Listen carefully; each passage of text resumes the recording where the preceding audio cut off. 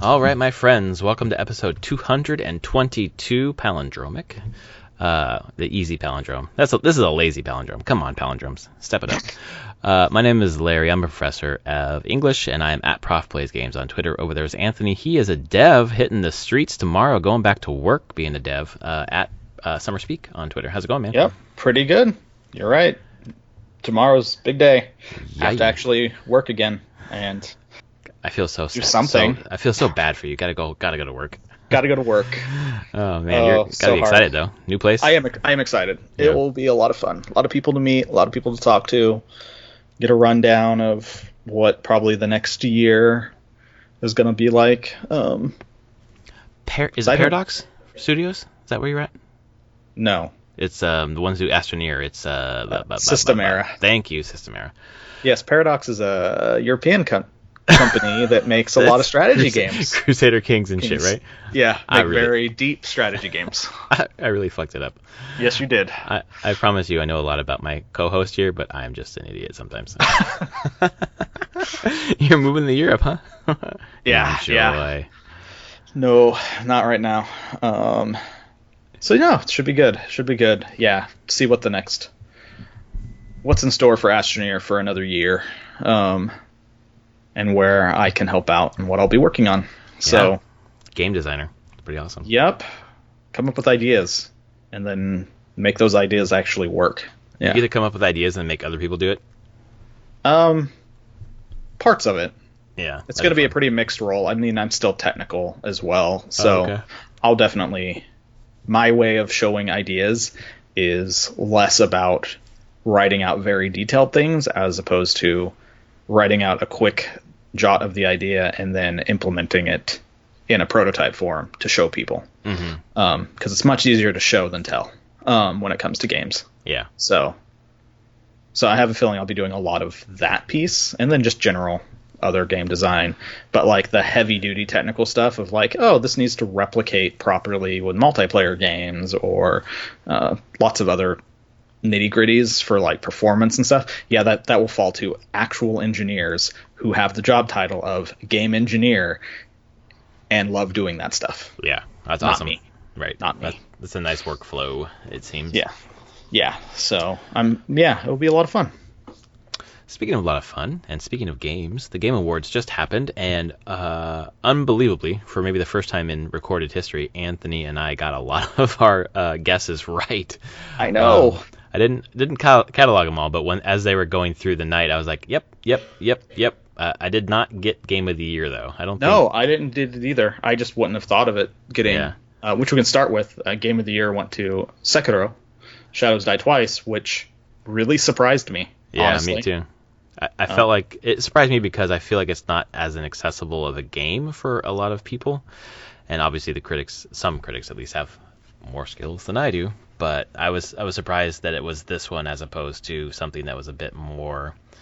It's kind of like the Oscars, where like the ones that win the Oscars are movies that maybe not everyone loved, or even watched. But it's more about all the other things that critics are looking for, I guess. Still a great, it's a superb game, I'm sure, but I just haven't. It's not my type of game.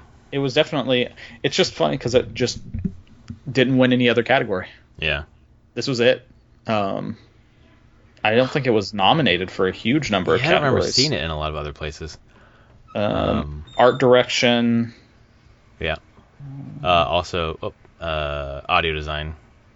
Okay, but it didn't win there. Game direction, but didn't win there. Family game. Exactly. Nope, just kidding. So good for them, that team. I don't know if this is a game I'll ever play because I still have Dark Souls 1, 2, 3, and Bloodborne in my library that I don't play, and it's just kind of that same style of game. But yay! What instead of going through the list, like what winner stood out to you? Well, that Sekiro totally stood out for me. Mm-hmm. Does it make you want to play it? No. Yeah. I just know the From games just aren't. I respect them a lot. Mm-hmm. I think they're actually incredibly well designed games and well put together games. Right. Just not for me. That's fine, and that is okay.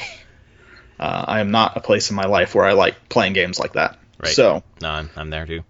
But I also know people that really are and love them. So, and I'm okay with that. They clearly are doing the right thing. What else stood out for me? Disco Elysium winning a bunch of stuff. Very happy about that. It kept pushing it up and up and up. I need to buy this game, or at least play this game at some point. And I have a colleague who was on the podcast a couple months ago, Bill, who's just like, you need to play this game. It just sounds like the openness, the way that the story kind of just goes where you want it to go sounds phenomenal. Yeah. And the skill system sounds pretty unique, tied to your clothing, I think. I want it. I think it's on sale. I might get it tonight, and then not play it for like 4 weeks. Yeah, it's not coming to Switch. Well, that's yeah, for sure. Right, so I don't have to hold out. Don't have to hold out for that. Well, I'm glad I held out for Divinity. It's coming Original to the Sin. Xbox One and PS4, just not Switch. Okay. Sometime in 2020 though, for console. Right. If it's not coming to Switch, I would probably just pick it up for PC. Yeah, me too. So yeah, what a lot.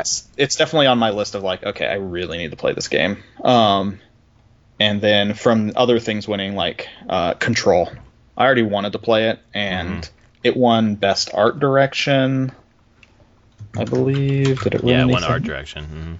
Win anything else? No, just art direction. Just got nominated a lot. Right, it was in a ton of categories for sure. And so it's just piqued my interest of like, okay, I need to just play this one as well. It'll probably have actually a sale here for holiday sale. Mm-hmm.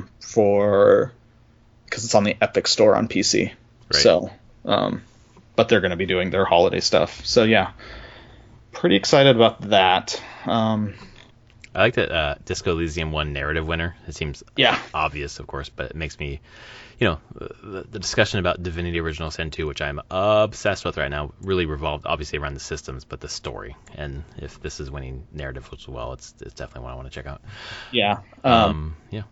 I think fans had their voiced their disappointment with a certain game not being nominated for Game of the Year.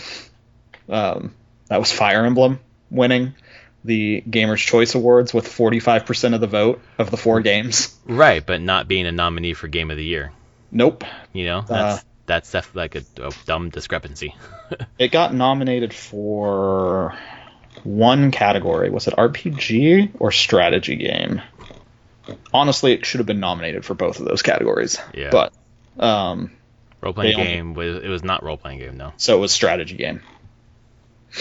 And it won. I know that. It won its category. But it was weird that it wasn't nominated for Game of the Year, because it totally should be in Game of the Year contender. I mean, it is for you, and it would be for me if I had finished it. I think it would be for a lot of people. Yeah. Like, it's a really good game. And it's really cool writing. It's a huge, expansive writing. The weird interconnectedness of the 3 different houses and the storylines. The battles are really good. The characters are amazing in this game. Yeah, the writing is really good. It just feels like it's like the best that series has ever been. Yeah. In a lot of ways. Yep, absolutely. So yeah, it seemed really weird that it never got nominated for Game of the Year. But like I said, people voted in their big brackets on what game is best from a player's point of view, and Fire Emblem took home a lot of that vote. And it just seems super overlooked, man. Crazy. What was it? It was that, and it was Smash. As for fighting game? No, this is the Gamers Voice Award. Oh, right. It's just across a bunch of categories, and I think it started with like a bunch of games, and then it broke down into a bracket of 8 and then to 4. And the final vote was through 4 games. And it was Smash, Fire Emblem, Jedi Fallen Order, which I was like wondering why that game wasn't nominated on here at different places. Too late. It came out 1 week too late. Yep, exactly. So we should see it next year. Yeah. That's why we saw Smash this year, because I mean, it came out later than on the calendar than Jedi Fallen Order would have in terms of just the calendar day, but the Gamer's Voice had it as a possibility. I can't remember what the 4th one was, but like it was the graphs before they shut them down was like Fire Emblem, just towering over all the rest of them. It's like a foregone conclusion. Yeah, pretty much. And I hate to break it to everyone, but it's probably a foregone conclusion for Anthony. It's probably going to be his goatee. Probably. I mean, I'm trying to think if I played a game this year that I find better than it. We'll find out when I really start thinking about things. Is there anything else that really stood out to me in here? I mean, I was disappointed that Death Stranding won Best Score in Music. I was too. Like it's a fucking curated soundtrack, right? It's great. It's a great curated soundtrack, but it's a curated soundtrack, and I would like this category to go to people that are doing their own created original music. Original music, yes, that's what. Yeah, it's that was very frustrating to me when I saw that. Like I understand like giving it a nod because like sure the music it's great music, of course. Yeah. But and it has its own some music created originally for it. It has score and stuff like that, and it does have some songs in its playlist that are specifically made for it. But that's not like most of what you hear. Right. God, I can't remember the one band you hear all the time. I don't know. It's some Icelandic band. Green Day. Exactly. Well, they performed, and I felt really fucking old because they started with "Welcome to Paradise." Yep. And I was like, oh, that song came out when I was in middle school. Oh no. Oh no. Yep. I didn't see Dookie up on the screen behind at the album cover, and I'm like, oh my god, 7th or 8th grade is coming back to me. Yeah. Really hard right now. This is not good. I remember sewing lyrics from that album into my backpack. And like walking around with it on my backpack. There's something I read, I don't remember seeing it. Like, was there some sort of Beat Saber thing with Green Day? Yes, so that was announced and dropped that night. They performed, and it was announced there's a Green Day Beat Saber pack. Oh, fuck, pack. I gotta get that. I gotta get that. That was one of the announcements. So I was kind of scrubbing through the awards because I was watching it in bed after it was all done. And I kept scrubbing back and forth through the Green Day thing, trying to find the announcement. I couldn't find it. And I was like, I must have just missed it somehow. Yep, and they won VR Game of the Year, as expected. Of course, they should have. Yeah, they absolutely should have. What a great game. What a simple, smart game. I feel bad for the sports racing game category. Do you see what won? Do you know what won? I thought it was Crash that won. Uh-huh. Yeah. Against Rally 2.0, Pro Evolution Soccer 2020, FIFA 20, F1 20, all these like super serious sports racing games. Really simmy, right? Uh-huh. And what wins? Crash Team Racing. Right, because that's what appeals to these critics more than the rest of them, you know? It's really funny. Yeah. Man.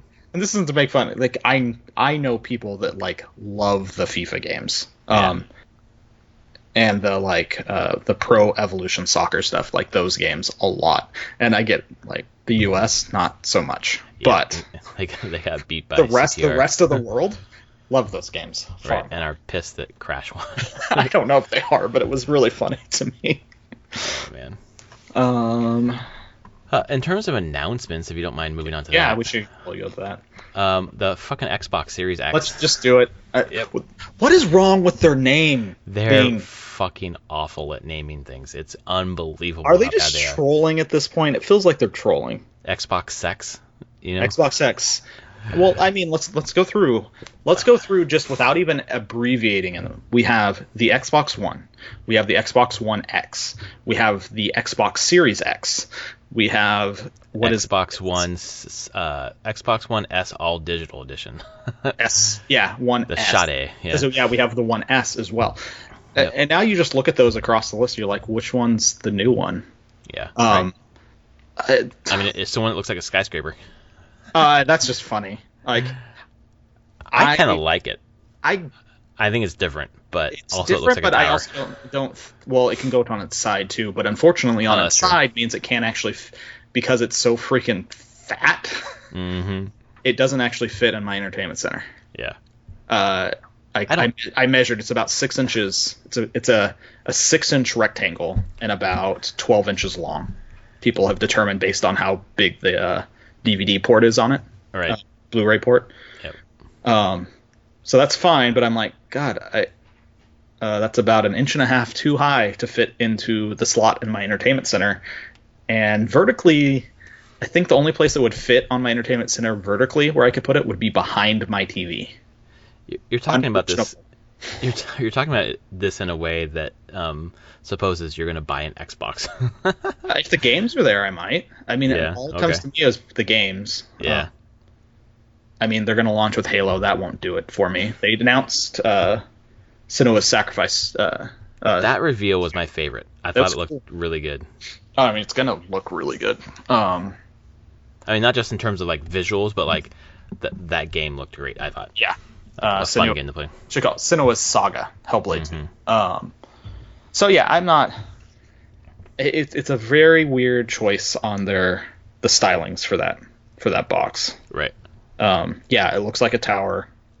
It's a small piece. It truly is just a small PC at that point. Right, and they're making it kind of look like it. They are. I love that Onion article. I think it was you sent it, right? Yeah. Brutalist architecture. It just superimposes the fucking Xbox Series X in the some skyline. Yeah. I mean, that's what people are doing there. To me, I mean, the shape isn't the worst thing ever. No, it's not. It's just like, okay, it just is. It's a little different, but in a lot of ways, if it was going to be just sitting there next to modern TV and electronics, it would just go unnoticed more than anything. Like, It's not making any kind of statement or anything. It's just like, yep, there's a box there, a black box that pumps stuff to my TV. Well, I thought because of the name, it was a good thing for it not to be the horizontal kind of console that we're used to, just because I think if it would have looked similar to an Xbox One S or X or whatever, it would have been like, which one's which? Yeah, no. This does set it apart. It does set it apart. Honestly, if I was going with the name, it was called Project Scarlet. I'm just like, why don't you just call it Xbox Scarlet or something? Like, let's just start going the Nintendo route and just name your consoles something else. Like, it is the Xbox blah. Or, you know what? Let's just stop with the Series X. Call it the Xbox. Call it an Xbox. And yeah, we're far enough away from the original. New one comes out every... let's say now every 4 years you get a mid-range revamp. Just call it the Xbox all the time, though. That would make sense to me. And just be like, I just want an Xbox. I want the newest Xbox. Okay. We call it that anyways. PS4, like, it's just baked into the name, like 3, 4, 2, whatever. Yeah. But this, it's just Xbox. Yeah. And I am interested, like you are, about what games there are going to be. So. we got to see what's going to be first party there. Yeah. And the thing is they're still pushing for the thing where I think what comes out on Xbox will also be on PC. PC, right. So I think so too. Again, it's still not pushing me to actually buy the console because I can just play any of the games I actually want on my PC. And other people can't, but I have a PC that was powerful enough to do it, so why not? Yep. Exactly. Which I think they are still happy with having. Yeah, exactly. They want people buying the software. They make a lot of money that way. More than they make from selling hardware. Right. So, yeah, I don't know. The other thing this is doing, what I'm noticing online, is a lot of people really do believe that PS5 dev kit is the PS5. Really? I've seen a number of people believe that? No. It's a dev kit. Yeah. Like, and actually someone brought it out on one of the dev forums I'm on. The reason why it's even shaped in that wedge thing is they can stack really easily and still have a bunch of airflow.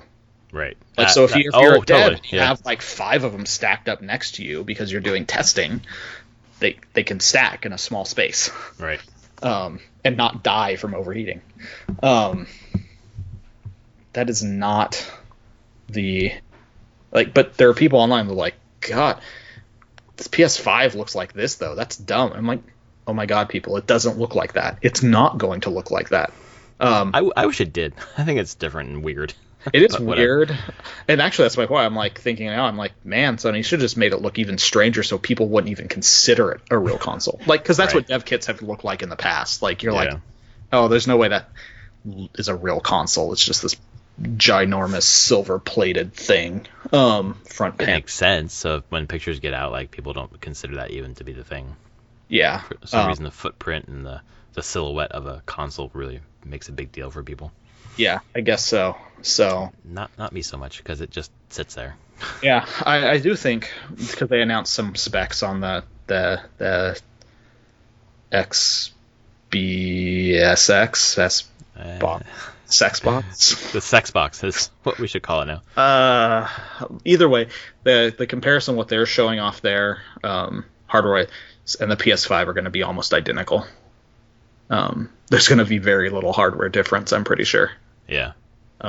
It's obviously the same thing happened this generation. It's going to come down to the games. Yeah. And then Nintendo's on the side here just like, fuck you guys, whatever. We're going to do our own thing. Yeah, pretty much. We'll have another Switch here in a few years, and people will just keep buying that because they have games that I will only play on Nintendo hardware, and I will buy Nintendo hardware to play those games. Yeah. So. Well, and man, the new Switch, the upgraded one, just they unlocked the CPU in some way to lower the battery usage. It worked. Nice. Played 2 hours of Divinity Original Sin 2, and it ate up about 30% of the battery. Oh, wow. Whereas in the past, that would have been double that. Wow. So, yeah. So I can cool. From that game, I can squeeze out about 5 hours on a charge, which is great. Maybe a little more. We know, which is I assume not a surprise, that the new Xbox is in fall holiday 2020. Yeah, that's not a surprise. Nope. We learned Ori and the Will of the Wisp gets a March 2020 release, which is exciting. Wasn't that delayed 1 month? It was, because it was supposed to come out. I thought it was January. February. Yeah. So yeah, now it's March. What else There was a confusing one for me that I had to do a double take, and then when I texted with you, you helped me understand it. Nintendo Switch is going to get Bravely Default 2, which I said to you, wasn't there already Bravely Second or something? Yeah, Bravely Second was the second game. Okay, and now we have Bravely Yep. Default 2. God damn, man. Should we talk about Kingdom Hearts?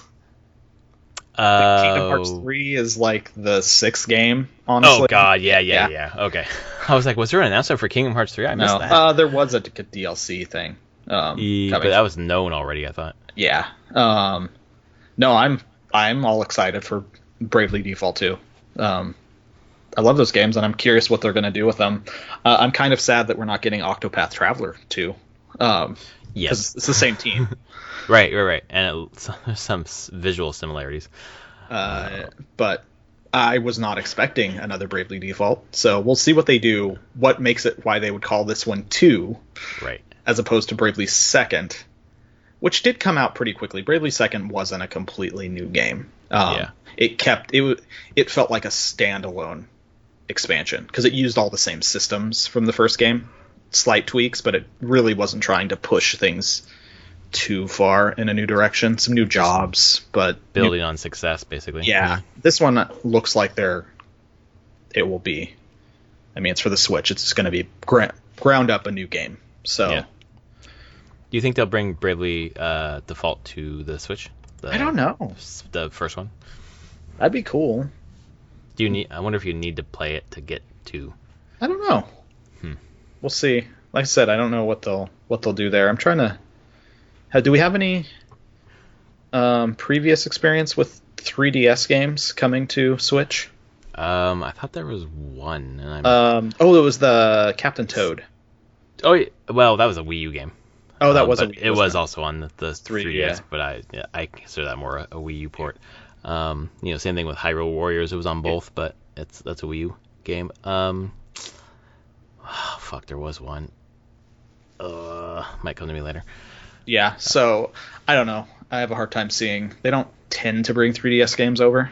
So. Didn't they bring over Phoenix Wright? They did bring over Ace Attorney. Yeah. Same guy, right? Yeah, Phoenix Wright, Ace Attorney.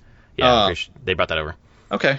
At least there's that maybe precedent. It'd be cool. It would definitely be a nice thing if this is coming when this comes out to have the other ones available. Yeah. What else was on there that was cool?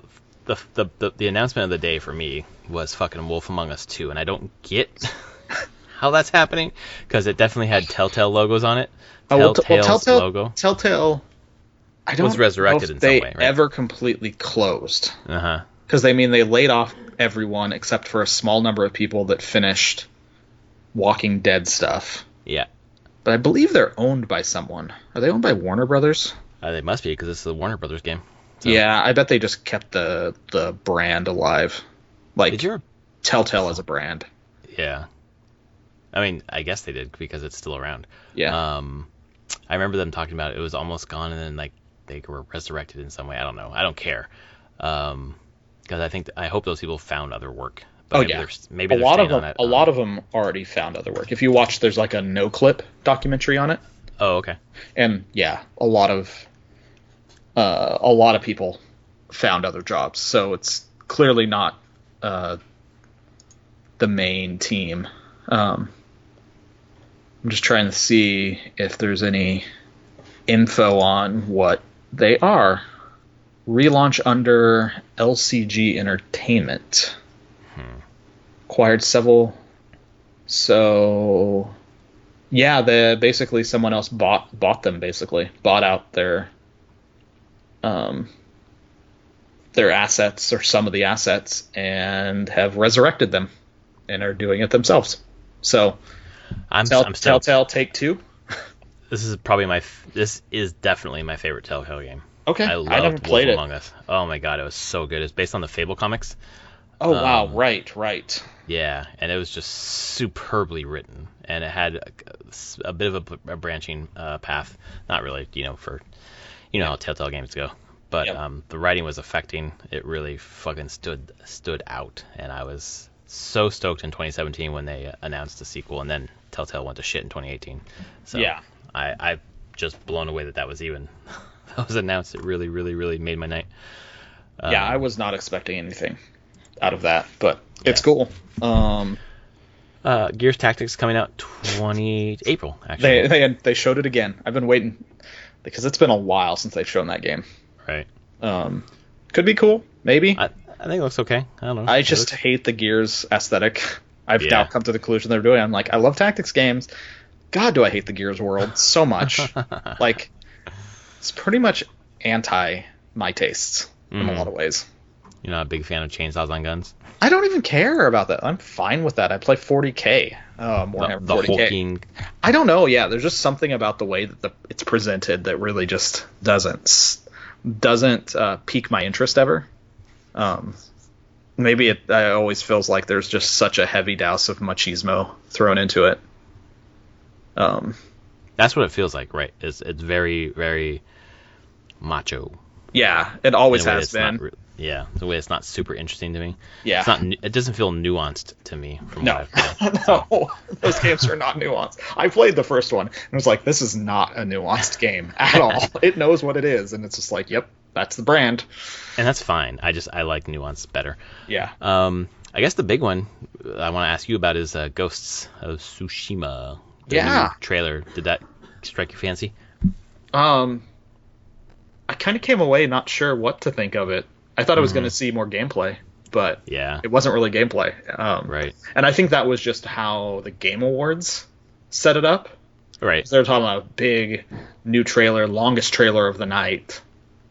And so I was expecting like some cinematic into gameplay, but it just was cinematic.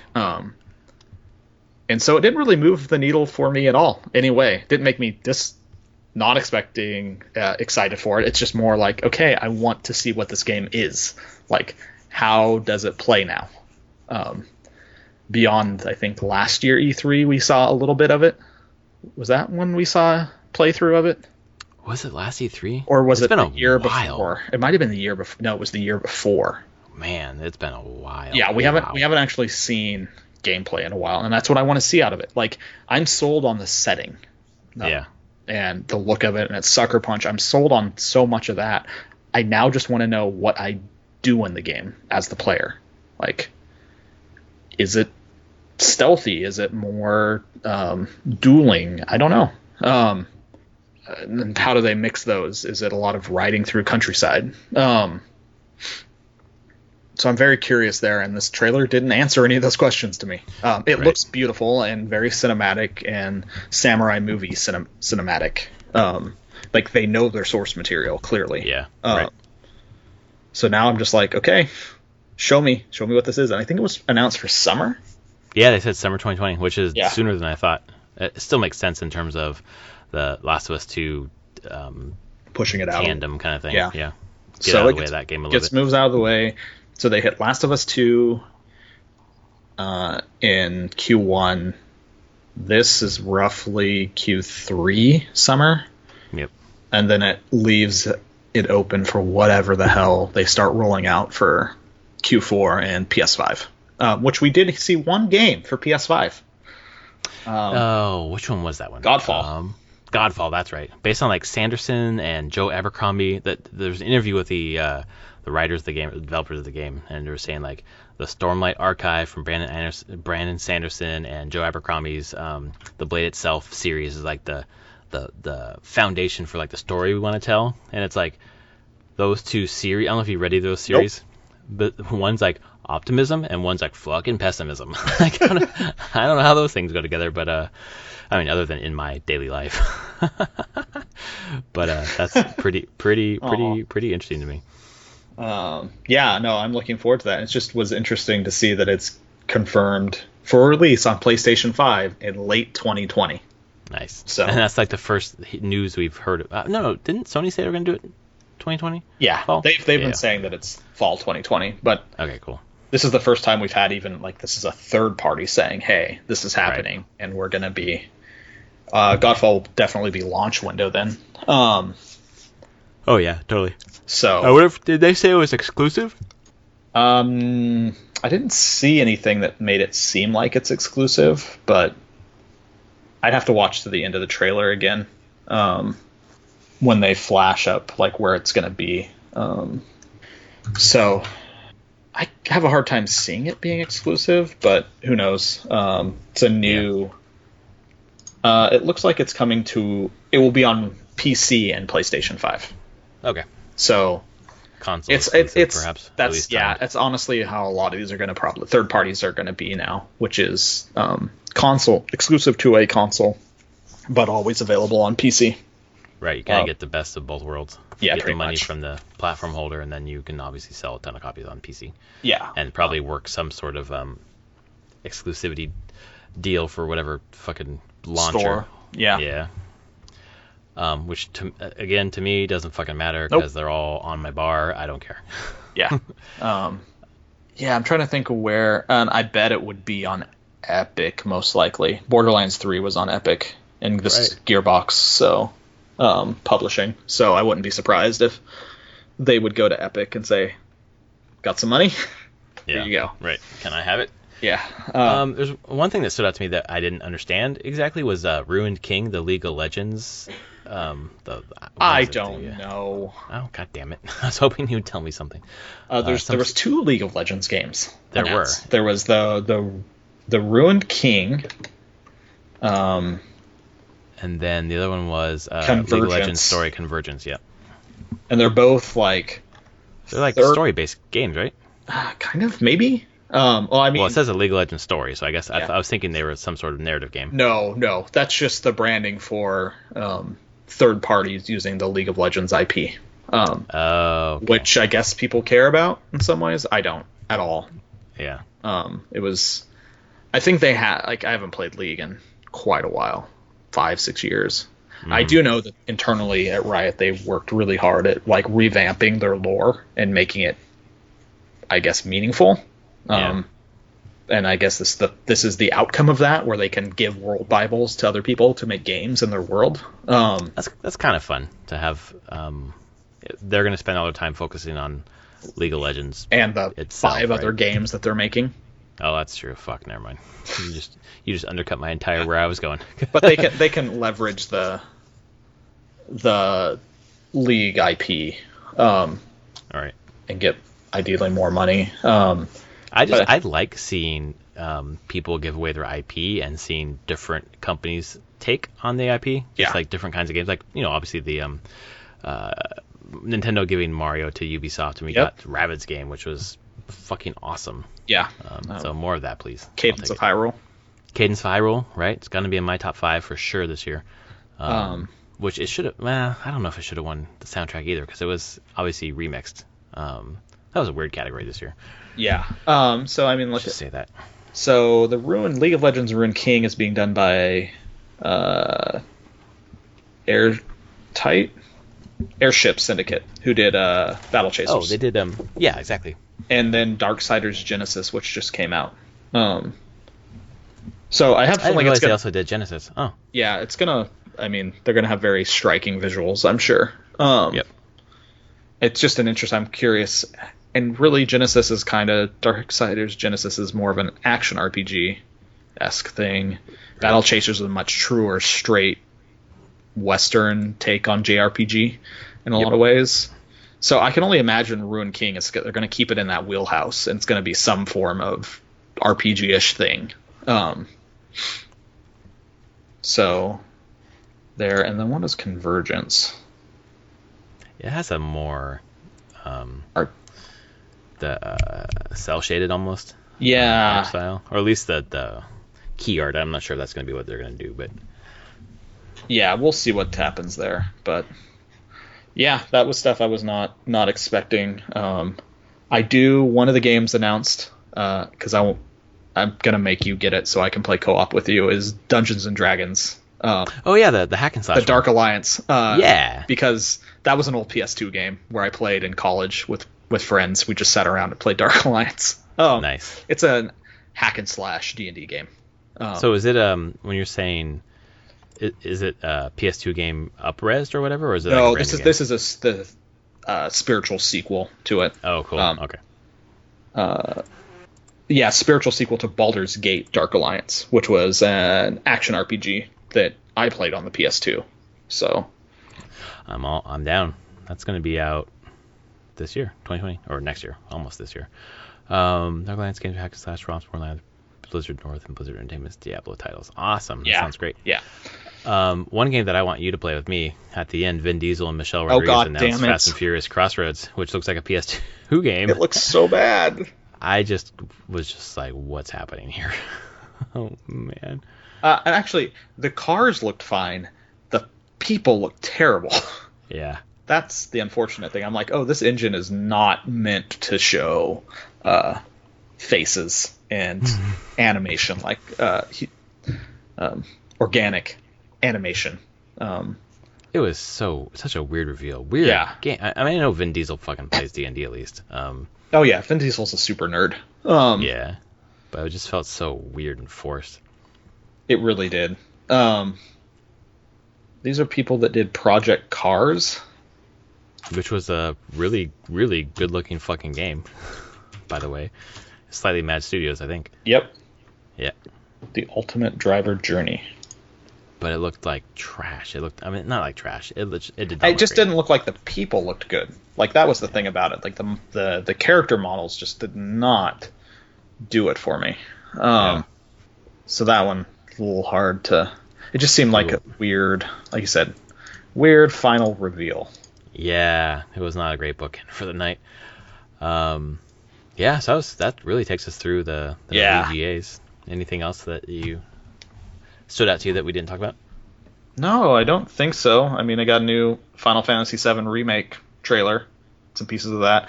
Game still continues to look gorgeous. Yeah. It honestly looks like one of the best looking games I've ever seen, really. Those character models are insane that they're going to push on the Final Fantasy VII Remake. It looks gorgeous. And the music, God, I love that music. I think that's how this game's going to get me, is it's just going to be super nostalgic with music and just going to trigger that constantly while I'm playing. Right. I have no good way of being able to separate myself to know if it's actually going to be good. I just know I'm getting it. Of course. Right. Yeah, I mean, you're definitely getting it, but you're having a hard time separating yourself from the nostalgia, is what you're saying? Yeah, pretty much on it. Yeah. Like, even probably once I have it, it's going to be one of those games very hard to separate your objective emotions for it. Right. It's going to be very, very hard to be objective with that game. But it looks cool. I was happy for that one. God, next year is going to be insane. I've already started thinking, I'm like, God, we're halfway through December. I have Tokyo Mirage Sessions pre-ordered for January. Oh, fuck, that is coming out. Yeah, on Switch, and I'm like, yep, going all in on that. Your budget's going to get eaten up pretty quickly. Geez. I think, February is Last of Us 2. Yes. Which is I have to sit there and figure out if I'm going to play that or not. I probably should. Watch the movie for one, and then figure out if you do or not.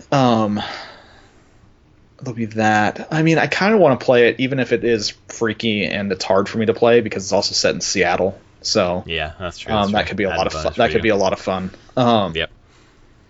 And then March I hope you do. Is Final Fantasy VII. 7, and then April's Cyberpunk. And then Persona 5 The Royal is in the smack dab in the middle there.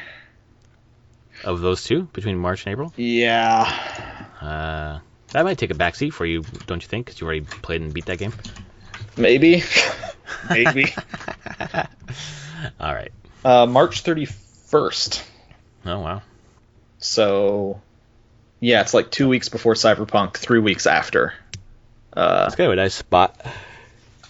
Yeah. I just wish it were coming to Switch. God damn it, what a missed opportunity. I know Sony funded some of it, so. Yeah, I mean, that's totally why. That's but Switch is getting the scramble. Yeah, the scramble, the Muso style. Yeah, I'm fine with that. Yeah. I mean, I'm fine not playing that. I mean, I have to imagine that there's potential of a next, whenever Persona 6 happens or whatever, that it would probably come to Switch potentially. Yeah, just throw Persona 4 Golden. That's true. That'll make people happy. Come on, Atlas, you want to make money? Just put all your stuff on there. No one's buying fucking Vitas for that game anymore, so come on. Put it on Switch. Sell a bunch more copies. So yeah, I think that's all. It's pretty good. It was a fine, very entertaining. Yeah, fine award show. It's still an awkward award show overall. Oh yeah. I feel like each year they get a little less awkward, but it's still taking time to figure it out. Trying to balance this award stuff with also wanting to show all these new releases, which gets people's eyes so that they make money. Yeah. I still just don't think they've found the right balance for all of it yet. I wish Keeley would take more of a back seat. Yeah. I find it really cringy when he's on there and saying, we have 650 million streamers on Twitch or whatever. It's just like, no award ceremony does that, do they? Maybe they do. Maybe they say, like, we have 35 million viewers. Sometimes they do, but it's rare. Yeah. So, like I said, I think overall it's still a good thing for the industry, and I'm glad that he's pushing for it and keeps it going. Oh yeah, but it still needs to spend some more time figuring out what it is and what's important. Right. And maybe we'll stop getting cringeworthy celebrities up there. I think that's where they need to stop getting these celebrities coming up. And I thought Nolan was all right. Yeah, I mean, people that don't. Nolan works in video games a lot in voice acting and stuff. So, just kind of, I don't know. Don't get people that don't really take it seriously. Get people like it. You want the people presenting to at least take what they're doing seriously. Yes, you do. That's a problem that I see in many aspects of my life. When someone gets in front of a group of people to do something and then is not taking it seriously, either because of confidence or because that's their personality, and it just drags the whole thing down. Yeah, and it's fucking rude to everyone else who's involved. Yeah, you know? Don't expect people to dance to Green Day at these things. Poor Green. That was weird. Poor Green Day. I know. I'm like God, all these people are super awkward nerds. Don't expect them to get up and do anything. Get up here and dance. No. Okay, we'll come up. Okay. It's not a concert like you are expecting, guys. No. So, been playing anything this week? What have I been playing? A lot of playing. I've dabbled in the new Path of Exile League, because that started. Because every new league started this week. For any reason other than it's a new league. It's almost the holidays or whatever. Yeah. I just wanted to try it out to see what their new mechanics are. But I still question if I like that game or not, even though I try it every 3 months. Yeah. And put time into it, but God, you just cannot play it without a guide. It's just, you will end up just face planting into a wall of pain. It's such a complex game. What else did I play? But on the action RPG side, I put in a couple hours into Diablo 3 because they started a new season. And I saw a Twitter post because they added 2 new sets to the game for Crusaders and Monks. Really? In this league. So I was like, there's new sets. That's cool. Maybe I'll play in the league and see what those sets are. Yeah. So that's really all I've been playing. It's been a lot of TV. The Expanse season 4 came out. I saw we were finishing Modern Love on Amazon. Okay. Which I don't know if you and your wife have seen that at all. You guys have got to at least watch the first episode together. But then I saw The Expanse, which I'd never actually seen, believe it or not. I was like, this looks great. Yeah, and I think it gets better as it goes. Each season is consistently better than the previous. And the 4th one was funded by Amazon is by far the best. Like, awesome. It is incredible. It was 10 episodes. I finished it in a day and a half. Like, it showed up for me at like 8 p.m. on Thursday.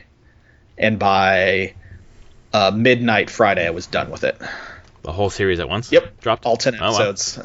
I just didn't want to stop, but I was like, I'm so happy to be back with these characters.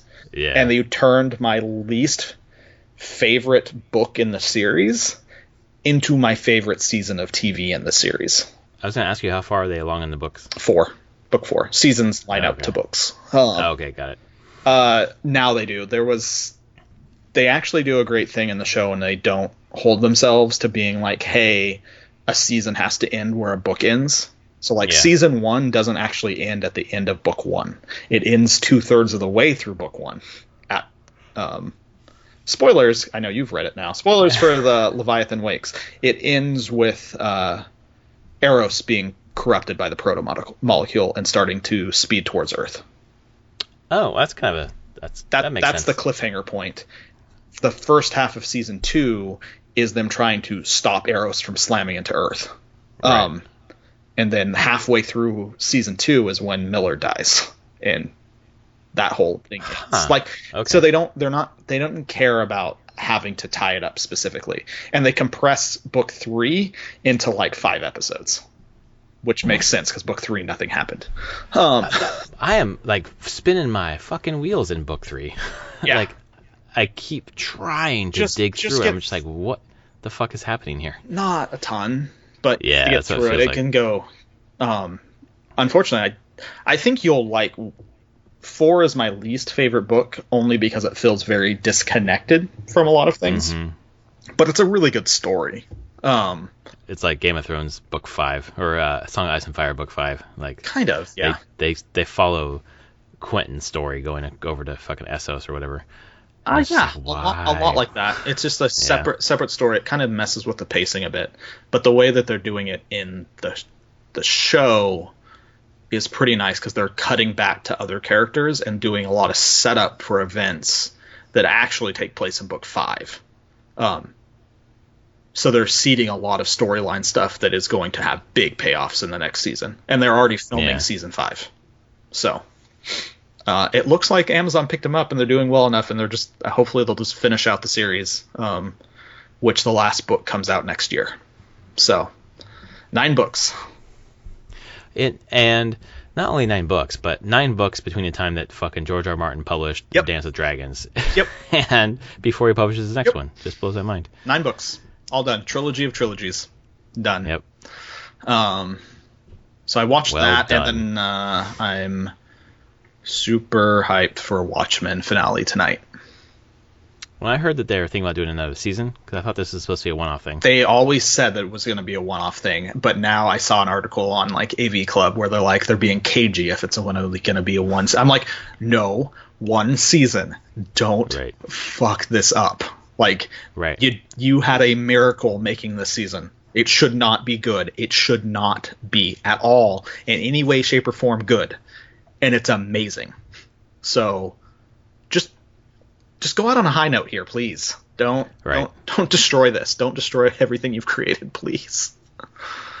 So I don't know. I want to see if they stick the landing though, because it's been incredible up to this point. So people, I mean, just disparate people that I talk to are just all like, "Have you watched this show?" Like, nope, not yet. I think just from a standpoint of the subject matter it tackles and the themes it tackles, you will love it. I believe that's true. And I think that's for a lot of people. I'm like, fine, you don't need to like superheroes or comics or anything. This just analyzes the human condition in an incredible way. And deals with things you tend to not see dealt with on TV in any kind of show. Right.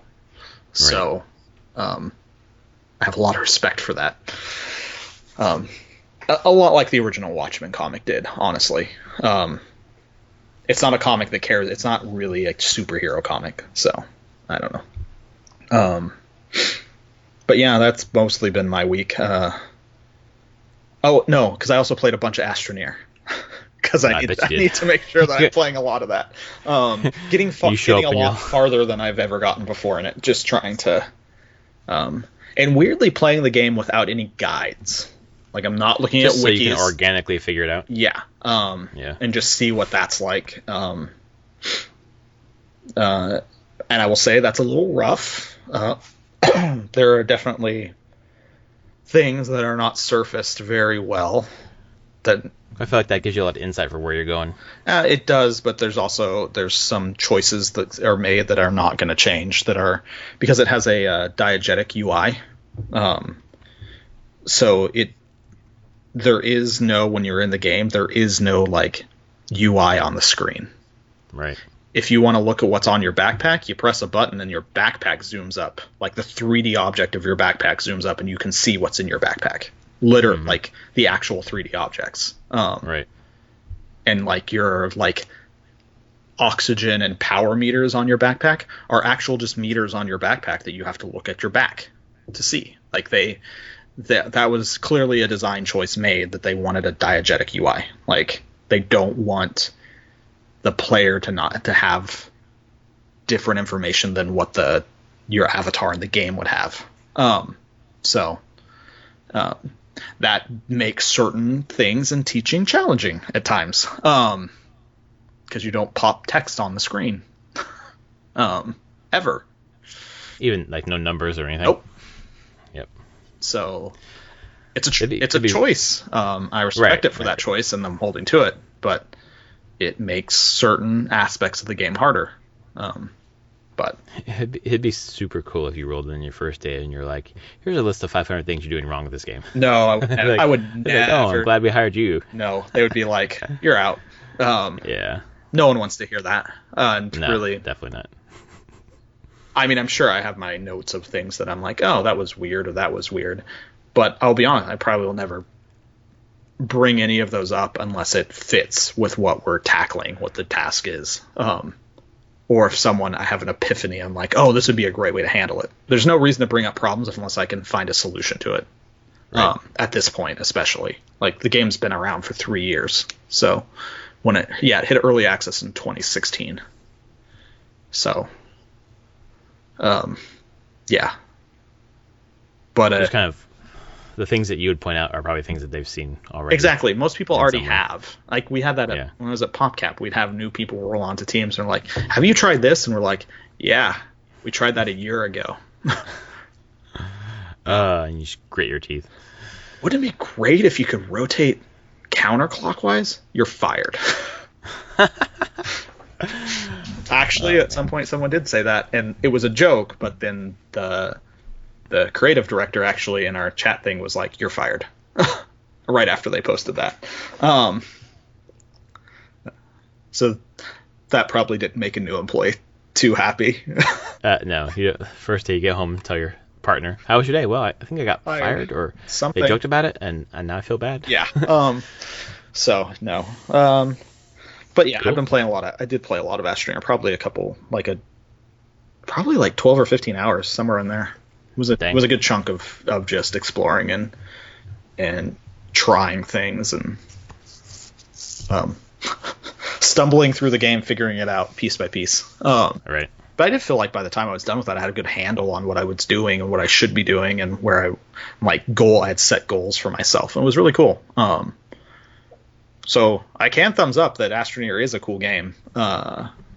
It has, but the onboarding is a little rough. It is going to be a little rough because you can definitely get to points where you're like, what do I do now?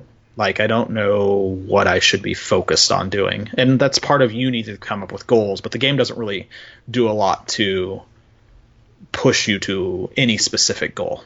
So it'd probably help if it pushed a little bit here and there of, oh, you probably want to build one of these things. Like, this is the next processing or manufacturing thing. You build that, and you're going to get a bunch new content that you'll want to go do. So it just took a while to figure that out. And once I did, I started getting my own little goals. I want the refinery so I can refine stuff to make this thing. Oh, I want to get this, and this power stuff so I can unlock these things. And yeah, it all kind of started falling into place. But right. Yeah, it's a cool game though, and I'll learn even more about it tomorrow. So, or start. Sure, I'll be reading a lot. I'm sure that's going to be a lot of my first days of being like, all right, here's all the historical documents on this game. Go, read, talk, figure out what's going on. So, yeah, that's been my life. What have you been up to and playing? One game. I've put about 18 hours into it in the last 2 weeks, which for this part of the semester is Divinity. Insane. It's Divinity Original Sin 2, man. Still? Fucking can't quit it, and I won't. I'm in, the opening area. Not the opening area. You do the boat thing, you get to the island. You're still on that island? You're still on the island, man. Jesus. About 20 hours in. I still haven't. There's still a ton to do. I could have left already. I've got my collar taken off. Okay. I went down into the arena. I don't know if you found the arena. Yeah. I've in one time I played. Yeah, I've made it to the arena and got slaughtered. I went too early. Yeah, I got in the arena and fucking got slaughtered 2 or 3 times, and then kind of went back out, got a couple spells, and reconfigured a few things, and went back in and just mopped up. Actually, no, I didn't mop up. It was a pretty close match. I think I had 2 people still left alive, and then when you're done, they all resurrect. Then I get out, get my collar undone, which is cool, except for you get your collar undone, then everyone knows your collar's undone, and then the magisters just attack you on sight. So that's made it a little more challenging, but in a fun way. Like, it's just the challenge is like one step above what I feel comfortable with, because I kind of, speccing my characters and building them out with their abilities and whatever else. I'm kind of trying to do, looking at some things online, but kind of trying to go by feel. Yeah. And obviously you fuck stuff up. And I think there's a way to respec. So I might respec, because I thought I was going in with at least one mage, and I really don't have a mage.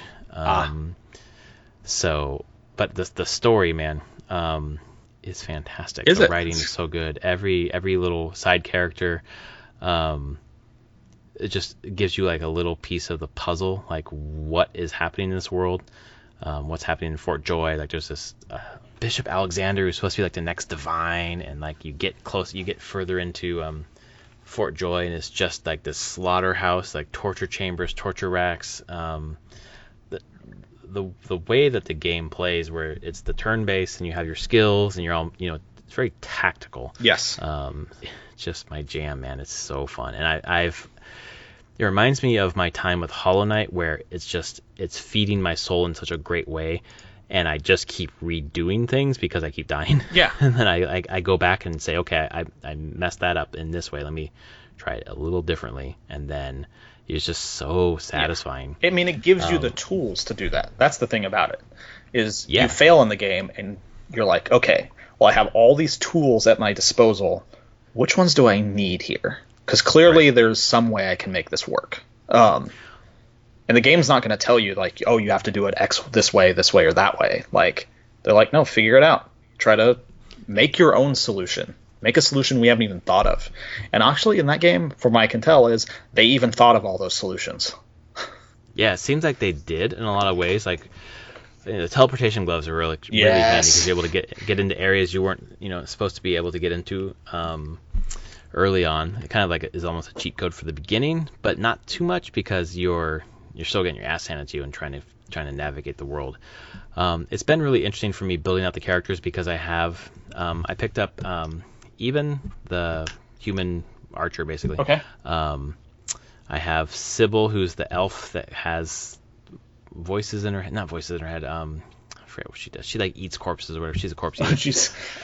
Yeah. Then I have the red lizard. The prince. And then I have mine. Yeah, exactly, the prince. And I have Losa with the voices in her head. Yep. And then for those three characters that are not me, like they are very well defined. Like the lizard is a tank. Warrior also has a bunch of skill slot it's like a geomancer or whatever. And then Iban is the ranged, and then the elf is the rogue.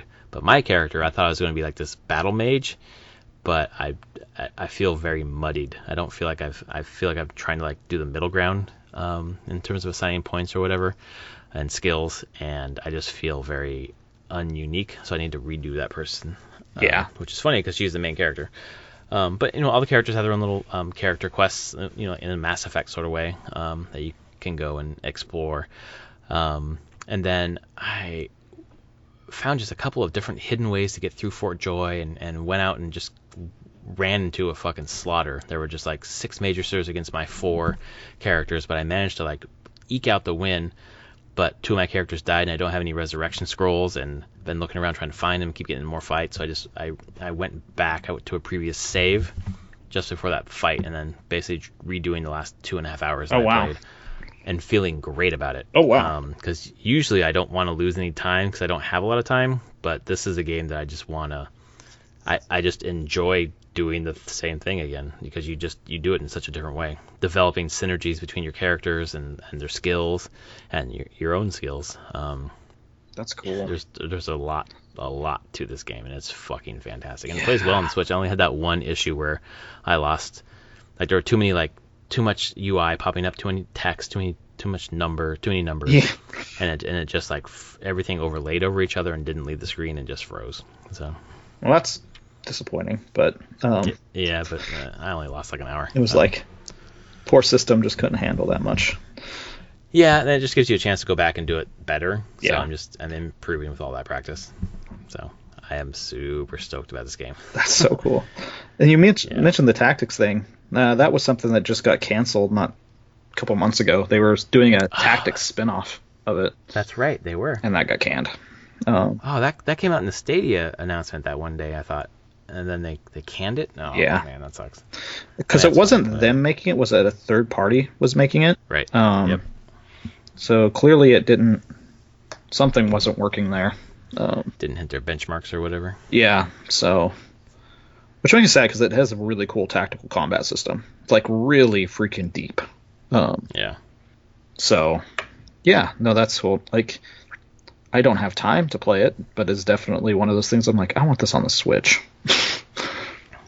Yeah. But I don't have time, so... No, it's definitely taking up a good amount of time. And it's nice this week coming up because I have work Monday and Tuesday, and then Wednesday I take my daughter up to the daycare at my school, but I'm done with my work at that point, so I will just be having a coffee shop day. Nice. And basically just plowing through that game most of the day. Oh, man. I think I've earned it this semester to have a day where I just sit. Yeah. I'm just thinking. Looking forward. So, I mean, I have this week of work, and then I'm off for a week. The company closes for Christmas and New Year, the week between those. So I'm off from the 23rd to through the 1st. I'll be back on the 2nd. Mm-hmm. It's a very odd situation, starting a company for a week and then having a week off. But they're like, do you want to start in the new year? And I was like, no, not really.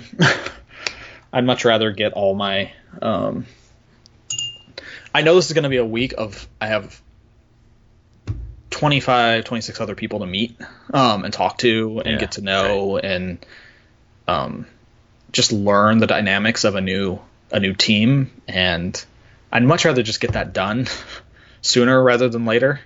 And I want to know what the next plans are, so for that week off I can just sit and think mull over design problems and things that I'll need to be tackling. So and really I'm ready to do do things. God, can't think if I was just home for another 2 weeks just doing nothing. Right. Not nothing. Let me work. I'm with my kids and everything and doing house stuff, but still I'm like, okay, I'm ready to get out there and make some things again. Right. And get paid. I like to get paid. That's nice. So it's always good to do something that you love and get paid for it. I know, it's amazing. Although I don't need to get paid. Like, that's definitely one of the things I've done this week. I've been working on RPG campaigns. Just doing a lot of writing and stuff for games I want to run in the future. Yeah. So I can fill the time. I can find things to work on design-wise. But yeah, hobbies always. Yeah, help on that. Yeah, for sure. Oh man, well that's episode 222. I have enjoyed that very much. Something that we haven't done in a long time. If you made it all the way to the end of the show, I'm going to give you a code for a game, and I lost it, and it's back. There it is. Evergarden. It's a game that I got from my Humble Monthly last month. M6Y0Y J9X0X XB9GQ. Enjoy that. And thanks for being with us for another great year. We have one more episode? Nope, scratch that. 2 more episodes for the year. Never mind. Yeah. I'll do my goodbyes later. We're going to be hitting our games of the year, probably the last podcast of the year. Yeah. And then who knows what we'll be doing next week. We'll figure it out when we get there. All right, friends. Thanks for listening. All right. Later, everyone. See you again soon. There we go.